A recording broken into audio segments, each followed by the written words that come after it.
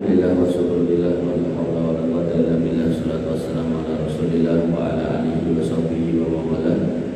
Amma ba'du, rabbi shrah li sadri wa yassir li amri wa hlul 'uqdatam min lisani yafqahu qawli. Allahumma faqihna fid din wa 'allimna ta'wil. Allahumma zidna ilman nafi'an wa rizqan thayyiban wa amalan mutaqabbalan. Bapak Ibu yang dirahmati oleh Allah Subhanahu wa taala, sebagaimana iklan saya tadi pagi, kita malam hari ini membahas muamalah, melanjutkan yang sebelumnya, yaitu larangan dalam jual beli atau larangan dalam muamalah. Salah satunya adalah riba. Riba nih, saya kalau dari sisi akademisi, saya lebih banyak belajar soal ekonomi syariah sebenarnya. Jadi saya keuangan syariah ngambil, perbankan syariah ngambil, manajemen syariah ngambil, ekonomi syariah ngambil. Jadi ini boleh dirangkai satu rangkaian besar tentang ekonomi Islam. Nah, di dalam kitab Lisanul Arab, riba itu berarti bertambah, berasal dari kata roba yarbu, roban waroban, yaitu nambah. Sehingga pengarep-arep orang yang melakukan riba itu duitnya nambah akeh. Kemudian dalam Quran surat Al-Baqarah ayat 276, Allah menggunakan kata wa yulbis shadaqah, dan dengan sedekah akan kami tambah, kami suburkan. Artinya kalau konteks sedekah itu akan tambah banyak. Nah, pilihan kata yang digunakan itu disuburkan, sehingga ditambahkan lagi. Kemudian dalam Quran surat Ar-Rum ayat 39, Allah menyebutkan wa ma ataitum mir riba liyarbu, dan sesuatu tambahan yang kamu berikan agar bertambah maunya, fi amwalin nas, pada harta manusia, fala yarbu indallah. Jadi sebagian orang itu merasa hartanya akan bertambah nek dianani, tapi Allah menyatakan tidak akan bertambah. Sehingga kalau kemudian kita ini dari sisi bahasa gitu, dari sisi istilah, riba itu diistilahkan oleh para ulama kullu qardin jarra manfaatan fahuwa riba. Semua akad utang piutang yang di dalamnya ada tambahan yang diakadkan, maka itu riba. Jadi umpami panjenengan nawa istilahnya jarang dipijeti kali garwane, itu contoh yang sering contoh kita putih-putih. Terus pada satu ketika garwan jenengan sanjang, Pak milih jute saito, gak ngopo, tanggung pakai adikku, adikku sambat tadi dit nyong saito, ning enek syarat itu. Lah kok ana syarat barang, lah syarat mayar kok. Lah apa yang barisak ora aku mulai ke masjid pijeti. Oke, kan mayar. Nah, karena mijeti itu enggak pernah atau jarang dilakukan, dan kemudian diminta untuk dilakukan selama belum bayar utang, maka itu menjadi riba. Jadi riba itu enggak harus bentuknya duit. Makanya tadi dalam istilah itu dikatakan kullu qardin jarra manfaatan. Akadnya utang terus ada manfaat, maka itu riba. Di daerah tertentu niku enten kebiasaan warganya niku nek ngawinke putrane jor-joran. Nah, nek ra duit gadekke sawah. Gadekke sawah niku tentriko niku kebiasaane sertifikatnya dikekke, terus hak garape niku dikekke sisa sampai iso disaur. Nah, padahal tembunge ngutang untuk tambahan garap sawah, maka itu riba. Begitu juga ketika misal ada dua orang bertetangga, ngapunten mungkin kerja di pabrik yang sama atau di kantor yang sama, ning ora tau bareng, makanya dhewe-dhewe. Alasane gitu, monggo jujukane kadang enek sing mampir ana rene makane ora tau bareng. Nah pada satu ketika salah satunya butuh duit, ngomong, Mas, aku nyilih duit, lah piye to? Ki nek butuh dadakan buat anakku bayar SPP, yang enek cekelane, yo tak sini. Ning syaratnya udah. Pertama ada nyilih, kemudian yang kedua syaratnya nek mangkat ngantor aku nunut, nek mulai aku yo cangkingan. Nah mempersyaratkan itu dalam akad utang piutang itu riba. Jadi riba nggak harus bentuknya duit. Bapak Ibu yang dirahmati oleh Allah Subhanahu Wa Taala, dalil haramnya riba lebih banyak daripada dalil haramnya babi atau khomer. Jadi nek jenengan sama daging babi gilone ra karo-karuan, sama khomer yo gilone ra karo-karuan. Ini kan sudah fitrahnya orang beriman.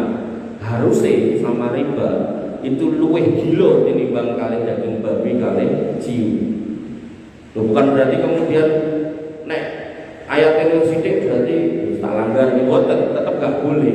Ning maksud saya niku nek dengan bisa sedemikian menjauhnya kepada babi dan khomer, harusnya sama riba itu luwih adoh mergo nek ayatnya luwih mupeh. Nah, Allah Subhanahu wa taala berfirman, ya ayyuhalladzina amanu taqullaha wa dharu ma baqiya minar riba in kuntum mu'minin. Orang-orang yang beriman, bertakwalah kepada Allah dan tinggalkan sisa riba jika kamu orang yang beriman. Jadi Allah itu meminta kita bertakwa dan menunjukkan keimanan kita dengan cara meninggalkan riba. Nek untuk meninggalkan riba kan kita harus ngerti riba itu apa. Kenapa kita meninggalkan babi? Karena kita ngerti babi itu sing ndi. Nek umpamanya kita nggak ngerti, soalnya babi diarani wedhus. Makanya ada sebagian mu'alaf di Papua begitu didakwahi sama teman-teman dari Muhammadiyah di sana masuk Islam. Delalah dakwah ini tidak korban. Begitu kemudian dikandani dilongkas wayah korban, yodo korban. Bener Pak, juga ke makeup babi gede piangan. Karena mikirnya korban biasanya ke babi ini. Maka ya perlu edukasi. Ya, jenengan bisa membedakan aku ramakan sing iki, mergo iki haram karena jenengan ngerti babi itu sing ndi kan. Semata lagi nggih. Ciu niku jenengan ngerti. Ciu walaupun diadai botol sing padha warnane ya ketinggalan nggih putih to. Nah niku nek dibuka kok ambune ngene wae ciu, jenengan ngerti, makanya jenengan jauhi. Nah, banyak orang yang enggak ngerti riba ini akhirnya boten dijauhi ning malah dicedhaki. Agar butuh diparani, butuh digoleki ya.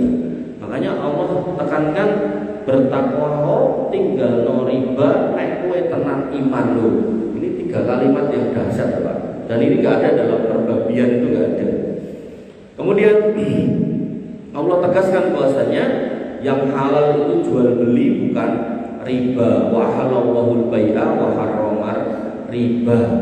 Nah, bedanya jual beli sama riba itu apa? Akadnya. Jadi nek riba niku akadnya ngutang. Nek jual beli akadnya dodi luku.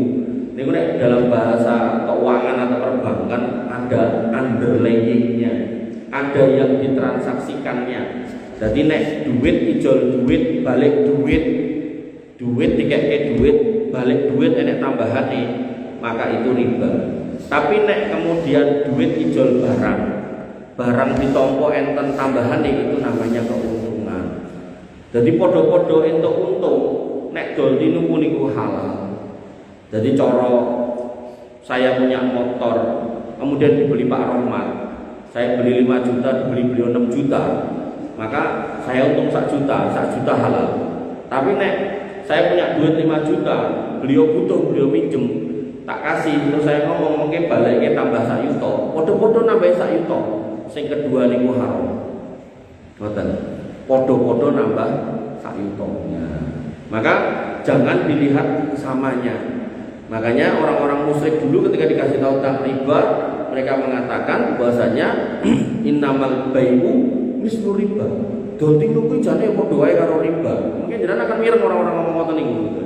Maka Allah pastikan wa halallahu al-bai'a wa harrama riba. Yang jual beli itu yang halal, yang riba itu yang haram.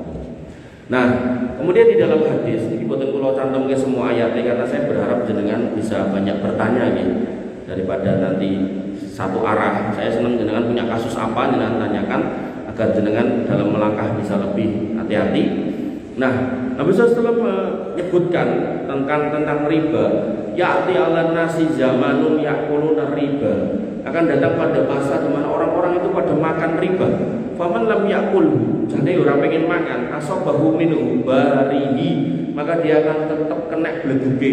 Contoh apa? Pegawai, Pak. Pegawai ngerti riba haram, orang pengen makan riba, tapi kantore nek kowe nang rekening bank riba iki, kowe ora tak transferi, mau nggak mau bikin. Nah, itu yang disebut oleh Nabi SAW bahwasanya dia ngerti riba itu haram, dia ngerti bank riba, tapi ya apa boleh buat dia harus bikin rekening di situ. Nah, solusinya begitu ditompo duitnya, oke, dan dienggo. Nek arep dicelengi ditabung, dipindah rekening yang syariah. Makanya zaman sebelum bank syariah itu ada, memakai bank riba itu masih diperbolehkan karena nggak ada bank lain. Begitu bank syariah muncul tahun 91-92 itu juga masih terbatas, masih boleh-boleh aja. Tapi begitu sekarang, Mak, hampir semua bank swasta gawe bank syariah. Dengan harus disebut bank nopo, mesti di bank syariah. BCA duwe gitu kan. Bank CMB Niaga ya duwe. Bank nopo meleh duwe. Nah, maka sekarang wallahu alam bismillah gitu, yang saya tahu pakai bank konvensional hukumnya haram dan jenengan harus ganti bank syariah. Kalau nggak punya kepentingan, jangan pakai bank konven. Tapi kalau ada kepentingan kayak yang tadi saya bilang, silakan. Tapi nek mau nabung, gunde kayak duit kas RT, kas masjid, manten bank syariah. Bank syariah pemerintah nggih enten, sing swasta nggih enten. Jadi sudah gak ada undur buat jenengan nganggo bank konvensional. Niku nek jenengan tadi beriman. In kuntum mukminin, nek jenengan beriman. Bapak Ibu yang dirahmati oleh Allah Subhanahu wa taala. Dan Allah juga tegas, dan Nabi SAW juga pastikan dalam hadis riwayat Imam Ahmad dan Al-Hakim dengan status sahih disahihkan oleh Syekh Albani bahwasanya ar-riba wa in kasura fa inna akibatahu tasiru ila kullin. Riba kuwi senajan ketoke akeh duwite ning hakikate engko tetep sithik. Makanya ketika kita jenengan cermati krisis ekonomi dunia, nek ngomong ke ekonomi internasional, maka baik pelaku riba di Amerika dan negara yang semisalnya itu rutin tiap 8-10 tahun itu mengalami krisis keuangan. Dan mereka naik krisis keuangan itu mesti geret negara-negara kecil kayak Indonesia, kecil dalam artian lebih kecil dari mereka itu. Karena apa? Karena transaksi utamanya pakai mata uang mereka. Begitu kemudian terjadi bubbling, terjadi dumping, terjadi segala macam aneh-aneh itu, mesti kena. Dan itu nek diceritake gitu, dibiake gitu, ada mata kuliah khusus, dan kalau kita pelajari itu nanti gede-gede. Jane wong-wong dhuwur iki ngerti iki. Napa kok cek tetep? Tapi ya itulah wong napa piyaine sing nyekel masalah keuangan Indonesia sekolah itu mriko. Sekolah itu mriko ya mesti mereferensinya ke sana, enggak mungkin kemana-mana. Makanya Indonesia itu masih bersyukur karena memilih dual sistem. Jadi enggak cuma sistem riba tok sing dipakai, sistem syariah juga dipakai di Indonesia. Makanya pas Covid banyak negara itu babak punya, Indonesia ini babak punya, tapi enggak separah negara-negara yang pure pakai riba. Walaupun mungkin dengan secara makro dengan nggak teke itu nek di dalam itu sebenarnya asasnya ke sana. Karena ini loh dikatakan dia ketok oke tapi aslinya kopong gitu kan. Kayak pelendungan itu ketok gede tapi jerone kosong gitu. Maka itu yang kemudian dalam krisis 2008 atau 2018 yang lupa itu disebut bubbling. Jadi orang bikin rumah terus didol, terus baru didolnya sampai berapa rantai gitu. Begitu sana itu nggak dedet karena ada krisis keuangan, kena kabeh gitu kan. Terus pemain yang didol ya kayu karena udah berganti berkali-kali. Nah, maka hal-hal seperti ini nih yang bisa melihat ya orang-orang ekonomi jadi. Nah, orang-orang ekonomi ini dilalai ilmunya merujuknya ke sana. Makanya kalau panjenengan gadah putra, panjenengan sekolah ke ekonomi, mana sekolah ke ekonomi syariah. Nek kuliah ekonomi syariah itu entuk ilmu ekonomi konven, tapi nggih sinau ekonomi syariah. Tapi nek sinau sing konven tok, mboten entuk ilmu syariah. Sedangkan gelare sakniki padha. Nek zaman biyen kan sing ekonomi syariah gelare SEI. Sakniki sami kok, SE dalan. Hukum juga sama, hukum Islam sama hukum umum. Niku nek sing hukum Islam niku sinau hukum umum, nek sing hukum umum rong karuan sinau hukum Islam gitu kan. Makanya istri saya kan dosen ten Muhammadiyah Karanganyar niku hukum bisnis jadi judulnya. Nek kula dorong mereka untuk kemudian memasukkan mata kuliah hukum Islam. Terus dimasukkan, terus kula sing gawe materi ini. Jadi tak selepke gitu loh, karena ya eman gitu. Podo-podo sinau ini podo-podo moyak biji nilai gitu kan, tapi enggak belajar agama maneman. Dan saya pesan sama istri saya nek kowe kon milih sing kuliah atau mata kuliah sing enak Islam-Islami. Sing umum wis ben kacang wae. Nah, maka penting ya untuk dipahami seperti itu. Dan kemudian Nabi SAW melaknat, kata Jabir bin Abdullah. Beliau mengatakan bahasanya la'ana Rasulullah sallallahu alaihi wasallam akila riba. Sing dilaknat iku sing mangan riba. Wa mukilah sing ngekeki pangan. Jadi sing ngutangi karo sing utang terlaknat. Wa katibahu sing nyatet. Sing nyatet niku nggih iso kasire, iso tellere, termasuk dalam utang piutang sing rada gede niku kan jaminane sertifikat. Itu biasanya nglayu teng pundi? Notaris, termasuk notaris ya kena gitu kan. Makanya kantor notaris istri saya itu nggak rame karena yo megah ngopeni bank-bank ngoten niku. Makanya jenengan nek delok notaris sing rame-rame niku anti karyawane belasan puluhan rata-rata yo ngopeni bank-bank ngoten niku. Nah, kemudian wasahide dan dua saksinya. Jadi saksine luput, kemudian sing nulis yo luput, kemudian sing ngutangi luput, sing ngutang yo luput kabeh. Bahkan dalam riwayat yang lain dikatakan hum sawa padha wae. Niku mirip kayak niku ajeng pilkada niki to. Arosi wal mutasifina sing nyuwak karo sing disuap padha wae nyemplung neraka.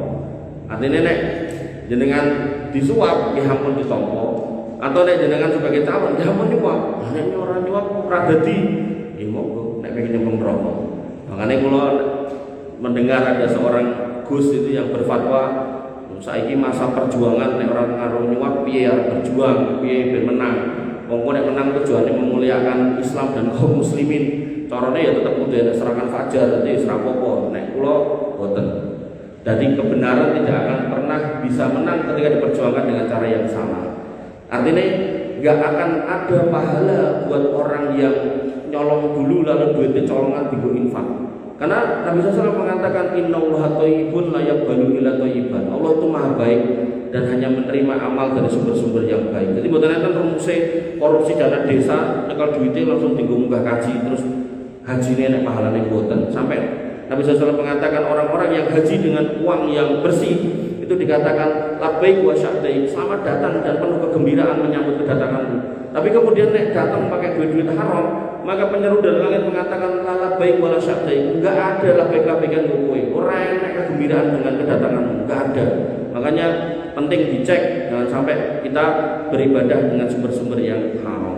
Bapak Ibu yang dirahmati oleh Allah Subhanahu wa taala, kemudian Nabi SAW mengatakan istanibu as-sab'ul mubiqat, jauhilah as-sab'al mubiqat, 7 yang membinasakan.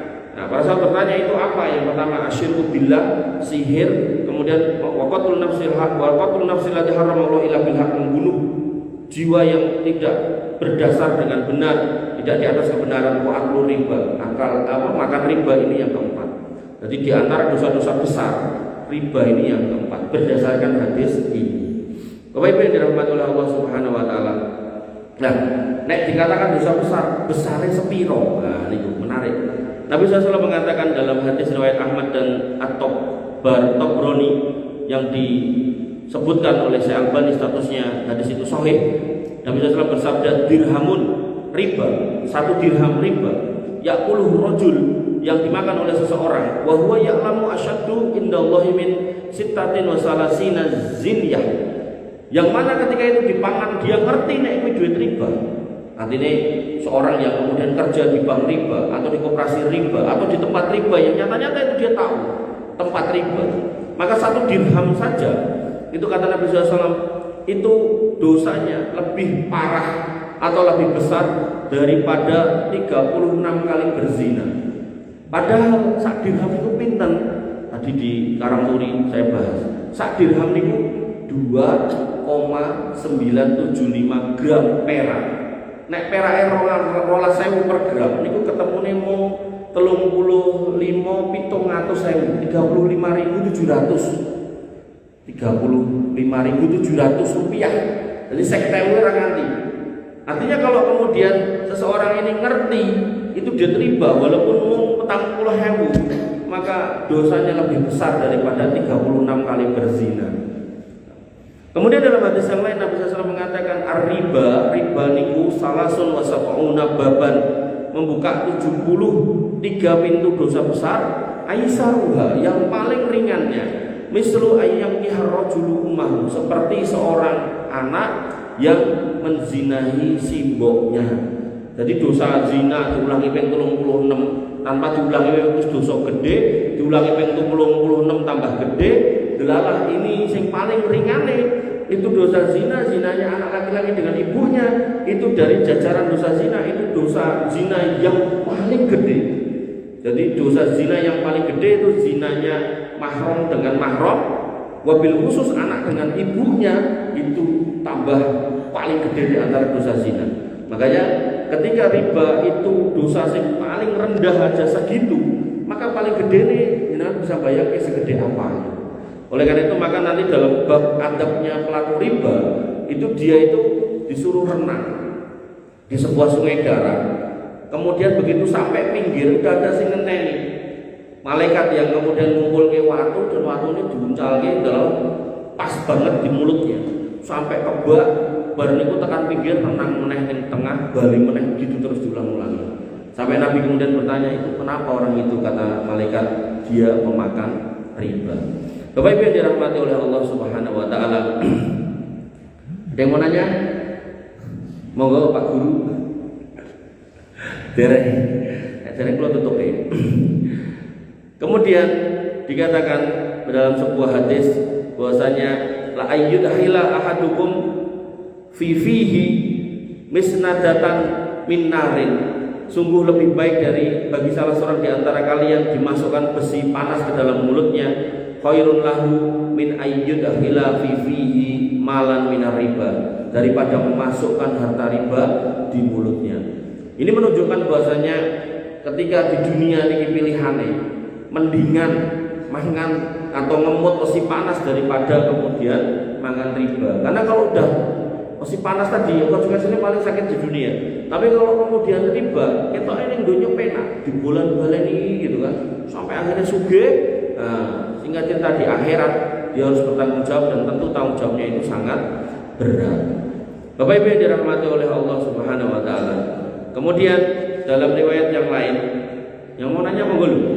Rapayu. Mas, ayo Mas Bella. Sok rada lali.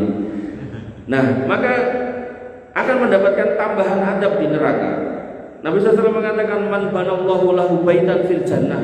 Siapa yang membangun rumah di surga, jadi bangun masjid atau kemudian sholat rawatib 12 rakaat sehari, itu nanti dibangunkan istana di surga. Maka kata Nabi SAW, aksaru may yaskunu fihi min qaribihi ilana ihi, maka Allah akan menambahkan orang-orang yang tinggal di dalamnya.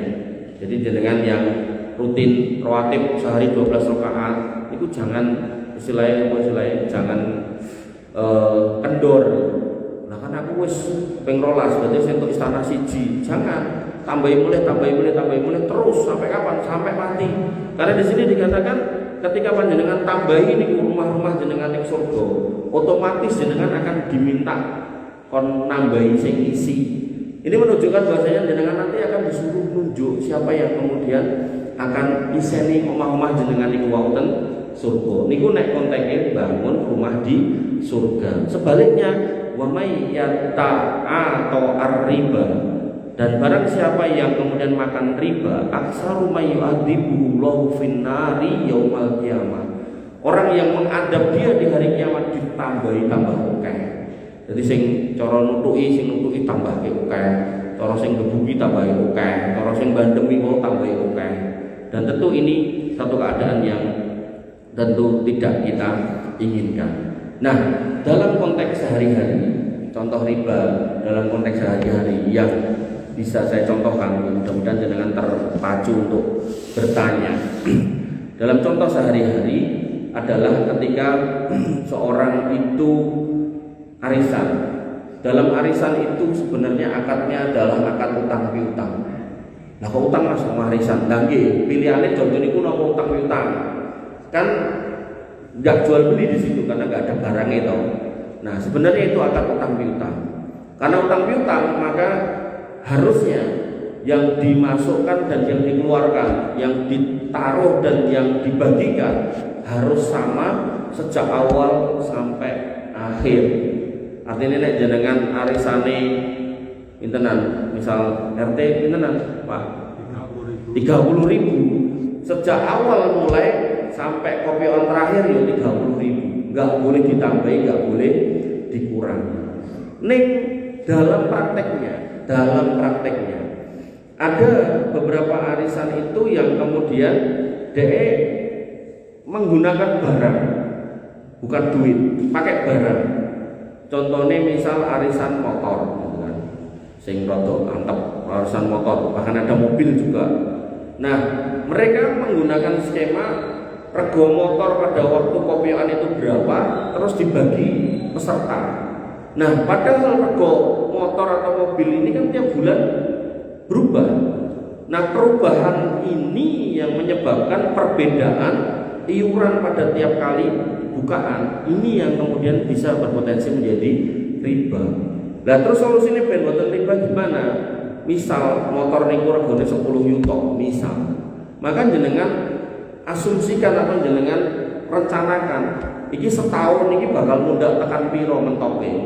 Kira-kira nek 10 yuto nek misalnya ditambahi 5 yuto ngoten matuk napa mboten? Oh matuk. Wong paling-paling kok setahun mundake antara seyuto tekan 3 yuto. Berarti kan pun matuk niku. Nah, maka jangan jenengan menggunakan nilai beli motor, tapi jenengan gunakan angka yang lebih tinggi dari itu. Jadi nek motor regane 10 yuto, berpotensi mundak 11 13. Nah, jenengan ngangge bukaan niku 15 ket awal. Jadi nek wong enek 10 yo ket awal di setengah ping 10. Jadi cara niku dibuka pertama rego motore 10 yuto, yo cek turah 5 yuto berarti kan. Nek kemudian cara yang kedua nanti dibuka pun jadi 10 setengah, berarti turah 4 setengah dan seterusnya. Tentu harapannya bukaan yang terakhir tetap bisa dibuat beli motor. Nah, termasuk juga arisan apa niku? Umroh, haji, enggak sama. Ketika jenengan mau mengadakan itu, silakan. Wong hakikatnya itu kan saling bergantian untuk saling menanggung. Nah, caranya jangan kemudian menggunakan harga paket umroh atau hajinya terus dibagi peserta. Nek ngoten carane nanti itu kemudian riba. Nah, biar kemudian aman, jenengan planningkan rego paket umroh piro. Oh, selikur. Kira-kira kok setahun ini iso fluktuasine tekan piro? Oh, bisa tekan selawe atau mungkin 17. Ya wis polke aja 30. Nah, 30 pesertanya berapa? Pesertanya ternyata orang 20. Ya sudah, berarti dibagi 20, 1,5. Artinya nanti kalau kemudian pas bukaan ternyata harga paket umrohnya 25, ya turah 5 yuto. Kok pas bukaan harga paket umrohnya 27, ya turah 3 yuto. Aman. Termasuk harga emas, ada yang arisan emas batangan sekali bukaan 10 gram. Nah, bukaan pertama masih 1 yuto. Nah, nanti setahun kemudian sudah jadi 1,5, riba lagi di situ. Makanya hal-hal seperti ini perlu kita pahami agar jangan sampai arisan-arisan yang umum ada di sekitar kita itu kemudian terjatuh dalam riba. Dan kemudian Nabi SAW mengingatkan bukan cuma riba sing cetha-cetha riba. Ada orang yang pengen golek keuntungan jani, tapi dia bermain celintutan nama Gusti Allah, berkilah, menggunakan siasat. Jadi seolah-olah dia jual beli, ning hakikatnya jane mboten jual beli. Nabi SAW mengatakan idza tabayatum bil inah. Kalau kalian sudah senang dengan ainah, ini namanya ainah. Kemudian wa akhadtum adnabal baqari, dan kamu senang mengikuti ekor-ekor sapi. Artinya senang sama peternakan sampai lali ibadah. Waraditum bizar'i, dan kamu ridho dengan pertanian segala macam dan kamu sampai lupa ibadah. Wa taraktumul jihad, dan kamu tinggalkan jihad. Sallallahu alaihi mudulal, maka Allah akan liputi kalian dengan kehinaan. Layan siu hatta tarsi'a ila dinikum, dan enggak akan ditarik kehinaan itu dari kalian sampai kalian kembali kepada agama kalian. Sehingga di situ disebutkan ada 4 sebab kehinaan umat. Yang pertama dari sisi transaksinya itu udah bermain riba. Neng di sini disebutkan al-inah. Inah itu riba tapi dideleke corone. Nah, kemudian yang kedua, ridho dengan peternakan, pertanian, ini berarti bisnis. Kemudian nggak berani berjuang di jalan Allah. Jihad di sini nggak harus kemudian di medan perang. Artinya ketika kemudian dengan diminta untuk berkorban di jalan Allah nggak berani gitu. Maka ketika ini terjadi, maka akan diliputi kehinaan dan solusinya kembalilah pada agama. Kembali kepada agama di majelis ilmu ngeten iki mang ramehke, mang uripke agar kemudian ketidakpahaman itu dicabut oleh Allah Subhanahu wa taala sehingga orang tidak berbuat riba, kemudian tidak fokus pada dunia dan kemudian rela berkorban di jalan Allah. Nah, baiul inah niku napa? Nah, niku poinnya. Baiul inah niku adalah misal ada si A sama si B. Si A sama si B. Nah, si A niku butuh duit 10 juta. Nah, kemudian si B niku duwe duit. Nah, si A ngomong nang si B, "B, aku ngirim duitmu 10 juta." Ya aku duwe, tapi nek mau nyilih kan aku wis ngaji ning mutakin. Nah, nek nyilih kuwi ra entuk ditambahi riba, aku mau. Nah, terus piye? Nah, ngene iki nek carane. Jadi pas bahas niki dhek mboten teko. Nah, carane ngene. Aku duwe motor. Nah, si B duwe motor. Nah, motore kemudian didol ten si A. Nah, motorku iki tukunan 13 juta secara kredit. Mami niki motor, mami si A niku Pak Romat, si B niku kula, gitu kan. Pak Romat ngutake duit 10 juta, kula titip 10 juta. Ning kula ngerti nek duit tak keke Pak Romat terus kula njaluk tambahan niku jenenge riba. Maka kula ngomong ning Pak Romat, iki lho Pak, motor niki lho. Tukunan kredit 12 juta. Padahal motor niki regane 10 juta. Tuku kredit 12 juta. Heeh, lah terus piye Mas? Nah, bar niku motor kan pun jenengan cekel, ning jenengan kudu nyicil ten kula 12 juta. Misal dilem ben bulan 1 juta kan ngoten. Nah, terus Pak Rahmat kan butuh duit boten motor, gitu. Nah, maka kula sanjang ten Pak Rahmat, motor racing sakniki dadi ngene jenengan, tak tukune meneh cash 10 juta. Motor berarti balik ten kula to. Pak Rahmat entuk duit mboten? Entuk pinten? 10 juta. Ning kudu nyicil pinten? Peng 12. Nah, maka itu yang disebut baiul inah. Kaya do tinuku, ning kemudian disebut baiul inah dan itu menjadi sebab kehinaan manusia khususnya orang-orang beriman, khususnya orang-orang Islam. Nah, nek sing model ngoten mawon ra entuk, napa meneh sing blak-blakan. Contoh misal dengan napa Idul Fitri nika arep ijol duit delok ning banke ngantri wis gampang wis drive thru wae ning sampe tiap sak pirang-pirang. 100 tok piro Mas? 95 Pak. Ya wis ijol 500. Berarti kan wis kelong 5 ping 5 kelong 20.000. Alah kecil 20.000 mau entuk THR 50 juta. Ya memang dari sisi nilainya ketoke kecil, tapi jenengan ingat aja lho. Kalau kemudian 1 dirham riba itu nyata-nyata kita lakukan, nah itu lebih berat dosanya daripada 36 kali perzinahan. Sehingga orang yang beriman harusnya benar-benar menjauhi itu sebagaimana panjenengan menjauhi daging atau makanan yang haram dan minuman-minuman yang haram. Walaupun kuwi bentuknya duit. Monggo ceng mau nanya, monggo Mas. Nah, menika riyen. Nah, iki lho tanteni. Pripun?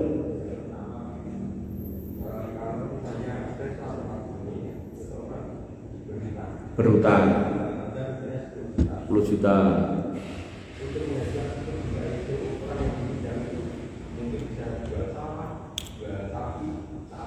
Ya.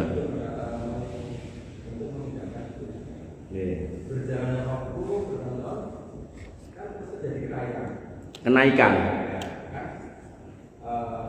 Mungkin harga emas. Maksudnya nilai uangnya turun gitu. Ya. Kalau misalnya anggap aja 20 tahun 30 tahun. Ya. Istilahnya enggak ada hasilnya. Ya. Nah, itu yang dikembalikan ya Pak, yang 10 juta atau nilai sekarang. Nggih. Terus yang kedua akan arisan. Monggo, oh arisan tenan iki. Oke, monggo monggo. Oke. Kalau misalnya sekarang akarnya dibalik, misalnya saya tukar 1 juta, tapi untuk yang apa namanya, yang jual uangnya atau yang uang itu, ini saya tukar 1 juta, tapi ada biaya jasanya saya minta misalnya 20.000, itu termasuk dibalik. Oke, saya jawab yang pertama dulu. Jadi kalau kemudian utangnya sudah 20 tahun yang lalu dan uang itu sudah terkena inflasi, dalam beberapa fatwa ulama-ulama terkait ekonomi itu dibatasi dengan angka 70% total inflasinya, maka dihitung balik menggunakan harga emas pada waktu itu. Misal 10 yuto pada waktu itu, misal 20 tahun yang lalu itu dapat emas taruhlah 200 gram, maka ditarik ke sini 200 gram dikali 1,5 niku ketemunya 300 yuto, ya berarti dibayarnya dengan 300 yuto niku. Dan itu kadang ilmu kayak gitu diterapkan di masyarakat, kadang masyarakatnya megah. Jadi saya pernah ya, mau transaksi sama orang ya nek di cashen kalau boten ganda. Saya bilang sama dia, "Ini tak cicil." Nah, piro? Yo ngene model nyicile. Jadi nek piro iki berapa lamane saya nggak tahu, karena apa namanya, kadang ada duit banyak, kadang enggak gitu kan.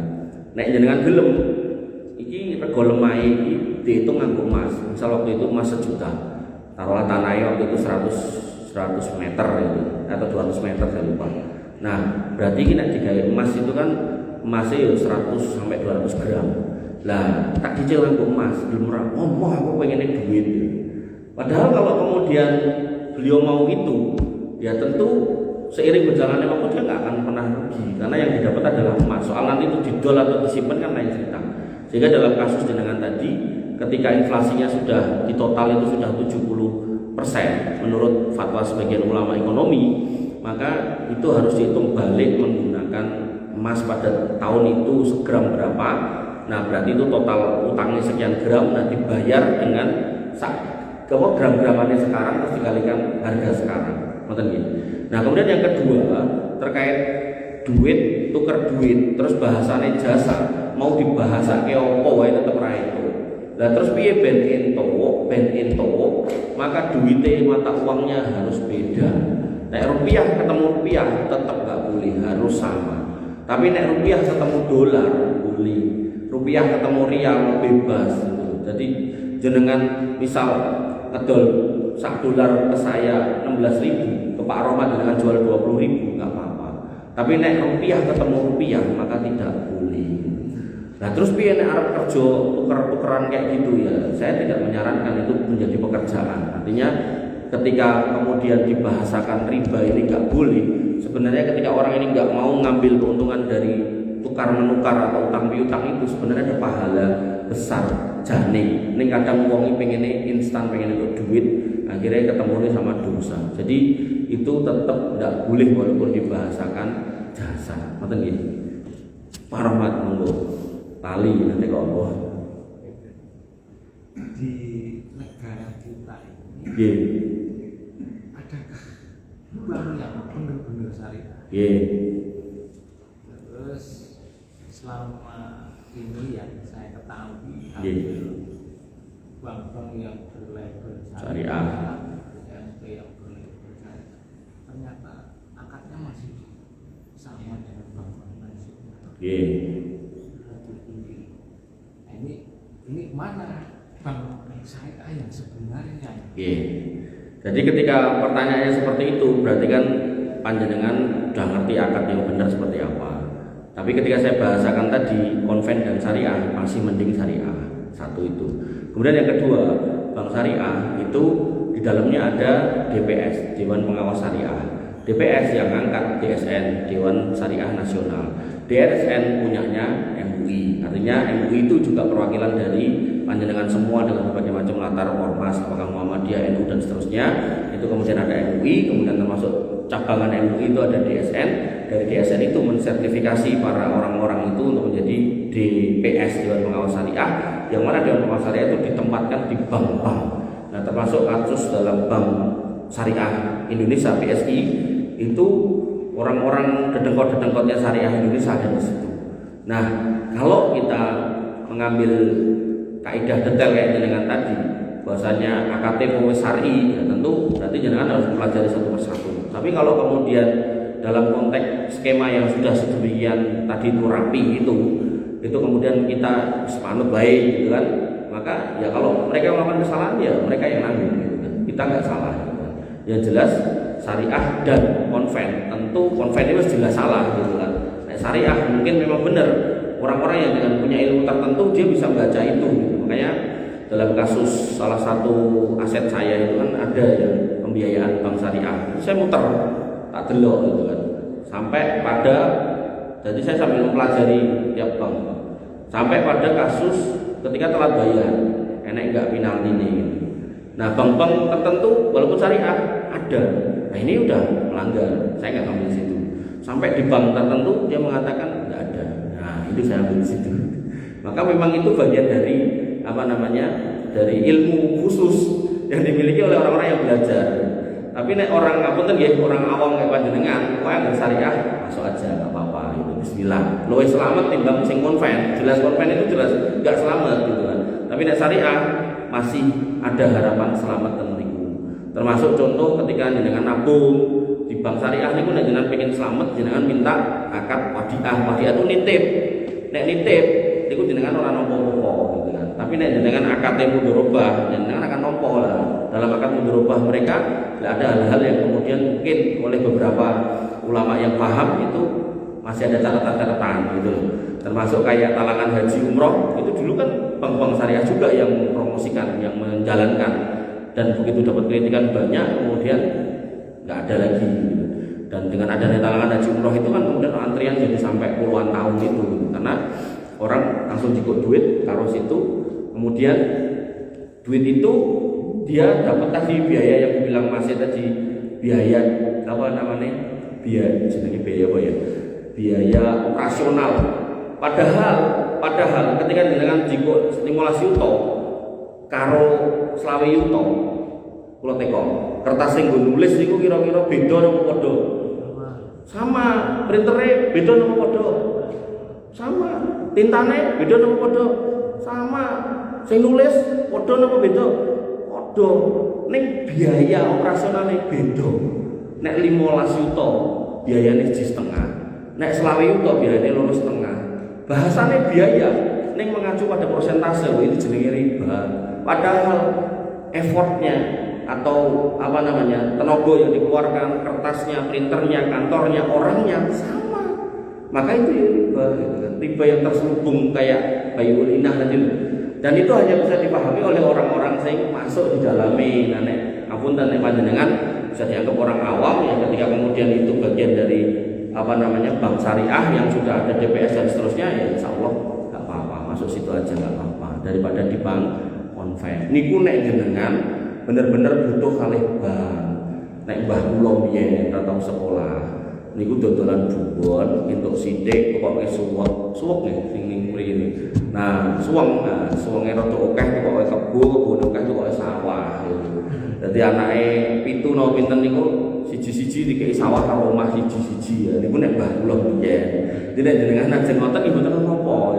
Tapi nek jenengan bener-bener butuh bank ya, saran saya tetap monggo ten bank syariah daripada ten bank konven. Monggo mulai Mas. Mas siapa namanya? Apunten. Hernawan. Oh iya. Sebagai wujud terima kasih kita lakukan pengembalian atau riba. Nah, jadi riba itu diperjanjikan dari awal. Nah, ketika jenengan nggak perjanjikan, jenengan nambahi, itu baik. Karena Nabi SAW mengatakan wa ana ahsanukum qadaan, dan aku orang sing balik ke utangan sing paling apik. Jadi Nabi niku nek ngutang ontorong tahun umure dibalik kene umur 3 tahun. Makanya jenengan nek kemudian utang den sak yuta balekke karo ngekeki roti mboten napa. Pemenang karo kei duit ra apa-apa. Dengan catatan itu enggak diperjanjikan. Tapi nek diperjanjikan, ya aku ora njaluk duit lho, mung roti wae. Nek kowe balekke sebulan roti siji, 2 bulan roti loro, balekke ternyata setelah 10 bulan nanti duit sak yuta tambah roti 10, kuwi riba. Ribane bentuke roti, ngoten nggih. Jadi kalau enggak diperjanjikan boleh, tapi nek diperjanjikan riba. Ada lagi termasuk duit-duit kas RT, kas nama PKK itu kerep lho. Ki anune jasane wae. Semene wae, ora akeh kok. Hati-hati loh. Makanya saya tuh sampai beberapa orang itu datang ke rumah, ngobrol, nanya, cerita soal keluarganya, masalahnya ambrek-ambrek karuan. Kula coba tomo dalemi sampai akhirnya ketahuan dia punya pinjaman riba. Ya terus saya bilang, monggo sebenarnya ujung dari semua cerita jenengan ini, masalah jenengan ini nggon riba iki lho, Pak Mas. Nek jenengan rampung ke iki, rampung urusan kuwi mau. Tapi nek jenengan rampung ke iki, rampung keluargamu bubar. Gak percaya, balik meneh. Cerita meneh ngene ngono. Ya kula baleni meneh omongan kula. Karena memang terlalu banyak cerita itu yang naik ke permukaan, ruwetnya rumah tangga dan seterusnya, perzinahan, perselingkuhan. Yang ujung-ujung ini riba, nanti lari ning judi, daerah judi engko lari ning riba, akhirnya dan seterusnya geret-geret yang lain-lain. Makanya kalau bisa jenengan bersihkan itu kok enek masalah di rumah gitu kan, maka monggo dipetani yang lain lagi. Tapi kalau itu masih ada, insya Allah itu menjadi asas ruwetnya kehidupan rumah tangga sebagian orang yang ada di dunia ini. Ada lagi yang mau nanya? Ternyata kok pilih cekap semanten dengan saged kula aturaken kirang nyuwun pangapunten. Akhirul kalam subhanakallahumma bihamdika asyhadu an la ilaha illa anta astaghfiruka wa atubu ilaik. Assalamualaikum warahmatullahi wabarakatuh.